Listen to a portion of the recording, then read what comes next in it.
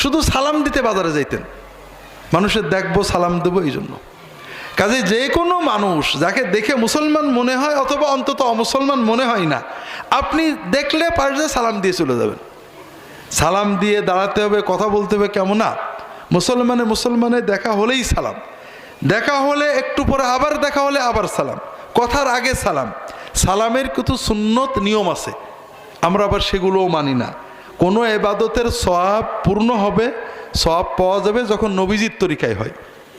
তো সালাম নবীজির তরিকায়, যে কোনো সালামই রাসূলুল্লাহ সাল্লামের তরিকায়। তবে সালাম দেওয়ার সুন্নত আদব আছে। যিনি বসে আছেন, যিনি দাঁড়িয়ে আছেন, বসাওয়ালাকে সালাম দেবে। যিনি হাঁটছেন তিনি দাঁড়ানোওয়ালাকে সালাম দেবেন। যিনি